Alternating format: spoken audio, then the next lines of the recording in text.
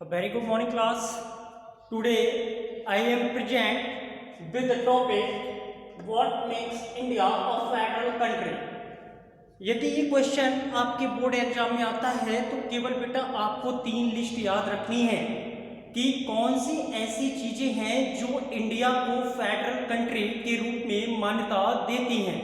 तो आपको केवल इतना लिखना है कि जैसे first, second and third, and I have already told you about the 3 schedule that is divided between central government and state governments.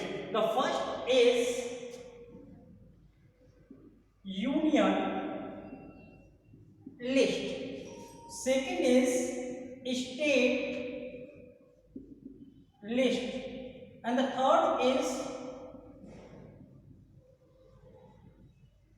concurrent list. Look at the whiteboard. These are 3 schedules according to our Indian constitutions.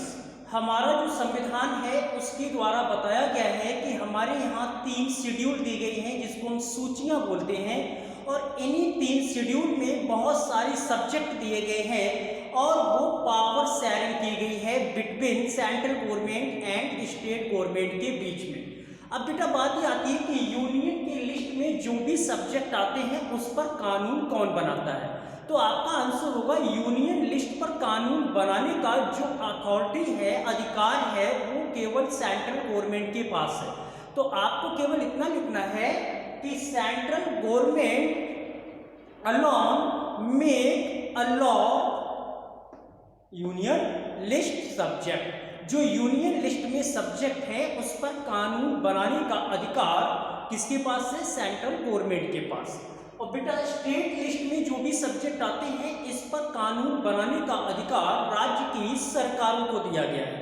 और third है बेटा concurrent list, जो विषय union list में नहीं है, जो विषय स्टेट लिस्ट में नहीं है, वो विषय कंकरेंट लिस्ट में होते हैं और इन पर कानून बनाने का अधिकार सेंट्रल गवर्नमेंट के पास भी होता है और स्टेट गवर्नमेंट के भी पास होता है। यदि दोनों के कानून में अंतर आ जाए तो वहां पे कॉन्फ्लिक्ट पैदा हो जाएगा, संघर्ष पैदा हो जाएगा, वाद विवाद हो जाएंगे। तो ऐसी स्थिति में किसका कानून मान्य होगा?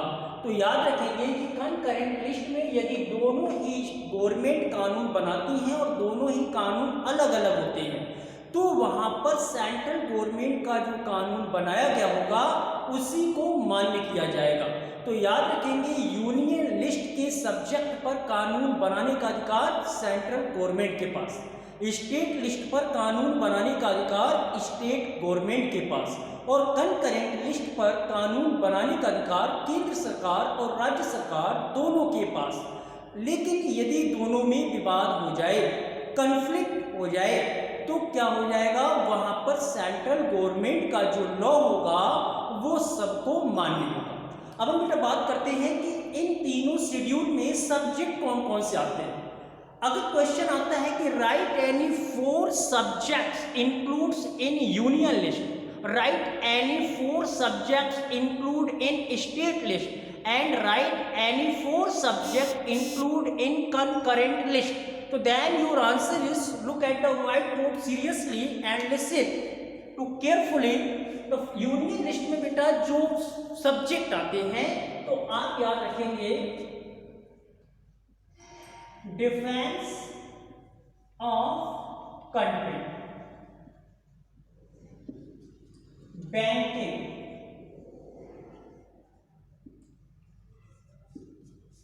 Communication,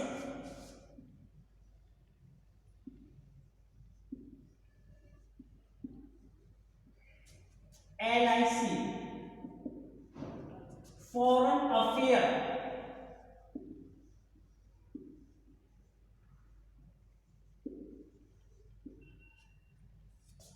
post office, railway. आपको ध्यान होगा बेटा जो सेंट्रल गवर्नमेंट की सर्विस हैं वो सभी सेंट्रल गवर्नमेंट की सर्विस के जो भी सब्जेक्ट होते हैं उस पर कानून बनाने का अधिकार सेंट्रल गवर्नमेंट के पास होता है। जैसे मैंने कहा डिफेंस ऑफ कंट्री, इसका मतलब होता है बेटा देश की सुरक्षा या देश की रक्षा की जिम्मेदारी। तो हमने देखा है कि we have 3 types of defence. The first is army, the second is navy and the third is air force.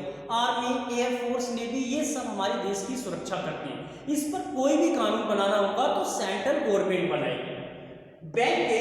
बैंकों का कोई भी रूल्स बनाना हो, उसको फॉलो करना हो, उसमें कुछ सुधार करना हो तो वो भी सेंट्रल गवर्नमेंट ही ये काम कर सकती है।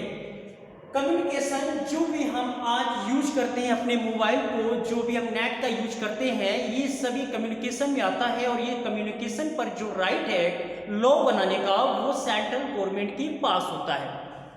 LIC है फॉरेन अफेयर्स, विदेशी मामले। आप देखते होंगे कि जब भी हम दूसरे देश के साथ कोई भी व्यापारिक संबंध रखते हैं, राजनीतिक संबंध रखते हैं, आर्थिक संबंध रखते हैं तो हमारे देश की सेंट्रल गवर्नमेंट ही रिस्पॉन्सिबल होती है और वही विदेशी मामलों में अपना निर्णय करती है। आप देखते होंगे जो हमारे देश के प्राइम मिनिस्टर हैं वो विदेश आते जाते रहते हैं, किसी न किसी समझौतों पर हस्ताक्षर करते हैं, वो हमारे देश का प्रतिनिधित्व करते हैं उस देश में जाकर। ऐसे बेटा पोस्ट ऑफिस है, रेलवे है, ये सब क्या है सेंट्रल गवर्नमेंट की सर्विसेज हैं और इस पर कानून बनाने का अधिकार केवल सेंट्रल गवर्नमेंट के पास होता है।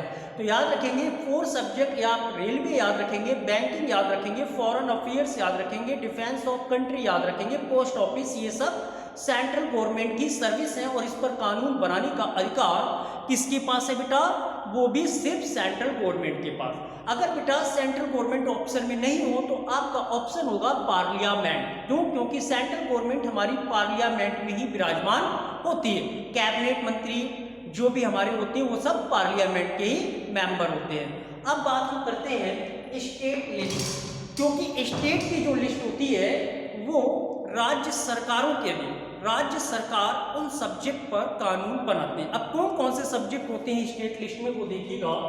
सबसे पहले बेटा अगर हम राज्य सूची की बात करते हैं, स्टेट लिस्ट का मतलब ही होता है राज्य सूची। अब राज्य सूची में देखिएगा पुलिस, जेल, ट्रेड एक्सेट्रा। हर राज्यों की पुलिस अलग अलग होती है, जेलें भी होती हैं राज्यों में और साथ में व्यापार भी होते हैं। तो बेटा ये सब जो भी सब्जेक्ट हम लिख रहे हैं स्टेट लिस्ट में, इस पर कानून बनाने का अधिकार राज्य की सरकारों को दिया गया है। और ये किसने दिया है?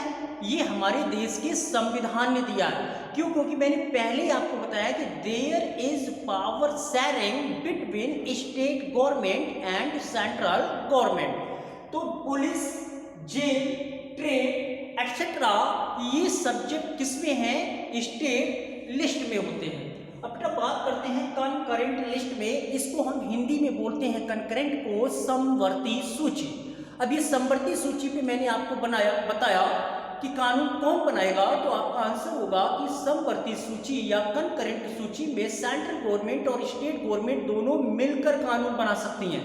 लेकिन यदि दोनों के कानूनों में डिफरेंस होता है तो सेंट्रल गवर्नमेंट का जो कानून है, लॉ है, वही मान्य होगा और उसी को फॉलो किया जाएगा। ये भी हमारे देश का संविधान कहता है। अब इसमें जो बेटा सब्जेक्ट आते हैं वो कौन कौन से हैं, तो देखिएगा इसमें बेटा फॉरेस्ट, एजुकेशन,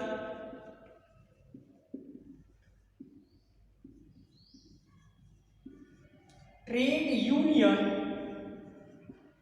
और इसके बाद मैरिज, एडॉप्शन एक्सेट्रा। कहने का मतलब ये जो फॉरेस्ट आप देख रहे हैं, पहले ये फॉरेस्ट कनकरेंट सूची में नहीं था क्योंकि ये सब्जेक्ट गवर्नमेंट के आधार पर इधर से उधर ट्रांसफर होते रहते हैं।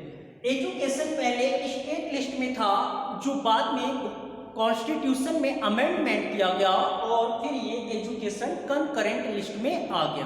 तो याद रखेंगे एजुकेशन पर, फॉरेस्ट पर, ट्रेड यूनियन जो व्यापार के जो ट्रेड यूनियन होते हैं या मैरिज जहाँ पे मैरिज ब्यूरो होते हैं या मैरिज जहाँ पे कानूनी तरीके से की जाती है शादी, वो भी सब रजिस्ट्रार के ऑफिस, ये सब जो चीज़ें आती हैं वो कंकरेंट लिस्ट में आती हैं।